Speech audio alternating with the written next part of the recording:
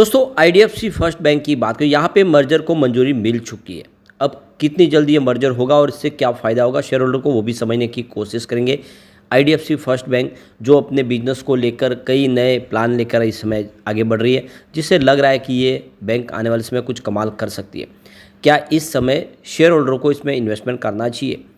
तो मर्जर के पहले इन्वेस्टमेंट करने पे क्या फ़ायदा होगा, उसको भी समझने की कोशिश करेंगे। दूसरी तरफ अगर हम बंधन बैंक की बात करें तो कंपनी ने क्वार्टर 4 के रिजल्ट को डिक्लेयर किया। इस बार प्रॉफिट में बहुत भारी गिरावट हुई, तो उसके पीछे असली वजह क्या है उसको समझने की कोशिश करेंगे। और क्या इस समय बंधन बैंक में इन्वेस्टमेंट करना चाहिए, क्योंकि काफ़ी ज़्यादा स्टॉक गिर चुका है। क्या इस गिरावट का फ़ायदा उठाना चाहिए? फंडामेंटली कितनी मजबूत है बंधन बैंक, जानने की कोशिश करेंगे इस वीडियो के माध्यम से। लेकिन फ्रेंड, उससे पहले अगर आप पहली बार हमारे चैनल पे आए तो चैनल को सब्सक्राइब कर दीजिए, एक बेल आइकॉन दबा दीजिए ताकि जब भी नया वीडियो बने पहला नोटिफिकेशन आपको मिले। वीडियो पसंद आए तो लाइक से जरूर कीजिए। चलो फ्रेंड्स, वीडियो स्टार्ट करते हैं। मैं हूँ आपका दोस्त एसपी दवे और हमारे अपने चैनल ऑनलाइन कमाई में आपका बहुत बहुत स्वागत है। तो सबसे पहले आईडीएफसी फर्स्ट बैंक के कारोबार की बात करें तो सैटरडे को 77.35 के आसपास क्लोजिंग रही। अब फ्राइडे सैटरडे को मिला के 0.39% की तेज़ी थी। यहाँ पे जो सबसे बड़ी गुड न्यूज़ निकल के आ रही है कि यहाँ पे शेयर होल्डर ने मर्जर की प्रक्रिया को आगे बढ़ाने के लिए अपनी मंजूरी दे दी है, यानी अब आईडीएफसी फर्स्ट बैंक में विलय होगा।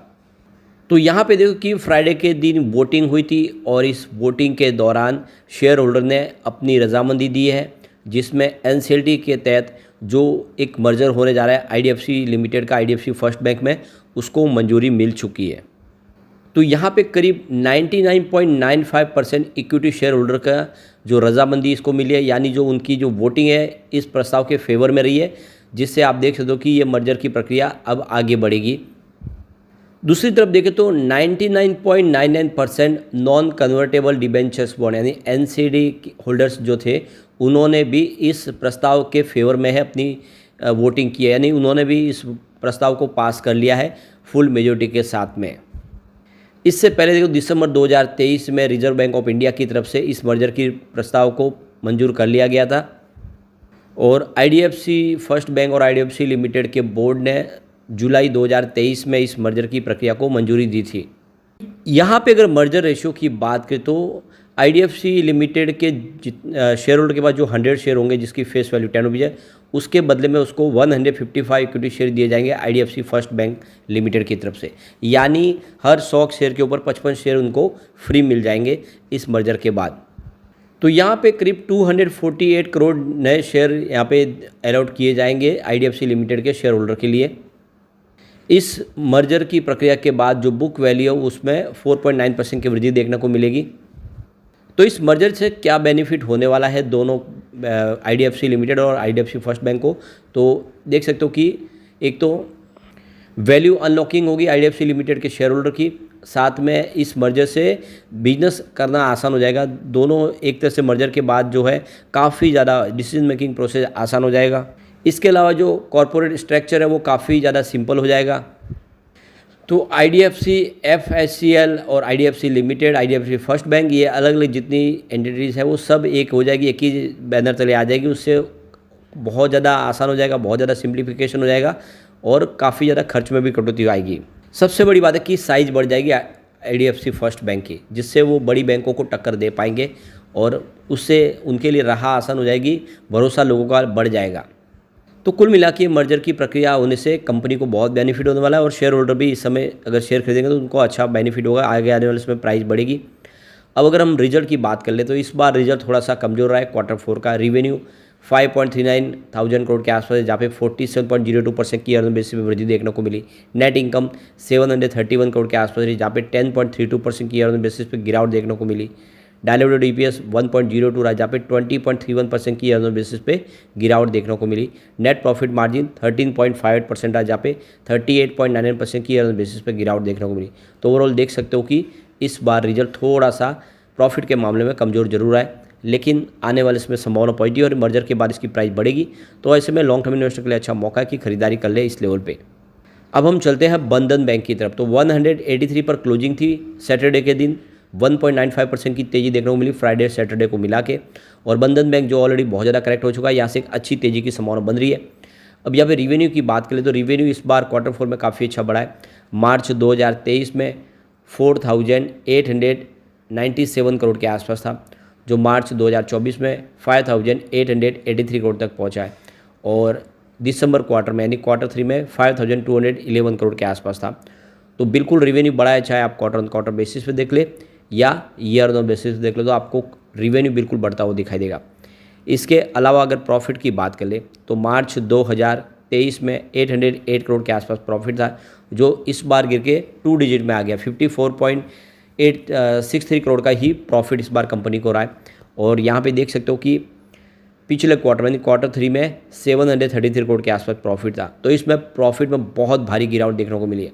तो इसके पीछे वजह क्या, इतना प्रॉफिट क्यों गिरा है, तो यहाँ पे भी इसके पीछे वजह उसको आगे डिस्कस करने वाले। वैसे नेटवर्थ काफ़ी अच्छा बढ़ा। 2019 में 11,202 करोड़ के आसपास था, वो 2023 में 19,584 करोड़ तक पहुँच गया। तो काफ़ी अच्छा नेटवर्थ बढ़ा है। अब यहाँ पे देख सकते हो कि कंपनी ने डिविडेंड का ऐलान भी कर दिया है। तो यहाँ पे देख दो कि 15% का डिविडेंड कंपनी देने जा रही है, यानी पर शेयर आपको ₹1.5 का डिविडेंड मिलेगा, जिसकी फेस वैल्यू ₹10 है। तो यहाँ पे शेयर होल्डर की रजामंदी ली जाएगी। जब एजीएम होगी, उस एजीएम के दौरान जब शेयर होल्डर अप्रूवल दे देंगे, उसके बाद में ये डिविडेंड दे दिया जाएगा। तो पर शेयर ₹1.5 का डिविडेंड भी कंपनी देने जा रही है, ये भी एक अच्छी बात है। अब ये सबसे बड़ी सवाल निकल के आता है कि आखिर इस बार प्रॉफिट में भारी गिरावट क्यों हुई, तो इसके पीछे वजह है हैवी प्रोविज़न। इस बार बैंक ने 1,774 करोड़ का बड़ा प्रोविज़न रखा है। देखिए पिछले साल सेम क्वार्टर में प्रोविज़न मात्र 735 करोड़ के आसपास था, यानी कम से कम 1,000 करोड़ के ऊपर का प्रोविज़न रखा गया है। और अगर ये प्रोविज़न नहीं रखा गया होता, आप समझ सकते हो, तो जो प्रॉफिट है वो लगभग 1100 करोड़ के आसपास होता है। इसका मतलब ये है कि प्रॉफिट बढ़ा ही है, उसमें कोई ज़्यादा प्रॉब्लम वाली बात नहीं है। तो प्रोविज़न रखने के पीछे वजह यह है कि रोट ऑफ किया गया है बैड लोन करीब 3,850 करोड़ के आसपास का। तो कंपनी अपने बैड लोन से निपटारा चाहती है और इसीलिए रिस्क ना हो, इसीलिए सामने इन्होंने एक बड़ा प्रोविज़न भी रखा है। वैसे कंपनी ने अपने नेट एनपीओ में काफ़ी बड़ी भारी गिरावट कर ली है। देख सकते हो कि जो इनका ग्रॉस एनपीए है वो 3.84% के आसपास आया, जो पिछले एक साल पहले 7.02% के आसपास था। तो कंपनी का जो जीएनपीए है वो काफ़ी नीचे आ गया है, जिससे कह सकते हैं कि अब बैंक थोड़ी सी मजबूत दिखाई दे रही है, रिस्क कम होती हुई दिखाई दे रही है। तो यहाँ पे एमडी रिटायर होने जा रहे हैं 9 जुलाई को, वो उनकी अंतिम दिन है, उसके बाद में वो कार्यकाल पूरा हो जाएगा। तो वो रिटायर होने चाहते हैं, उसके पहले बैंक की स्थिति वो मजबूत करना चाहते हैं। कुछ और बड़े फैसले लिए जा रहे हैं, जिससे आने वाले समय सेहत में सुधार देखने को मिल सकता है। अगर हम इसके फंडामेंटल की बात करें तो मार्केट कैप 29,481 करोड़ के आसपास है। करंट प्राइस 183 की है। लो अगर आप देखें तो 170 का है और हाई 272 का है।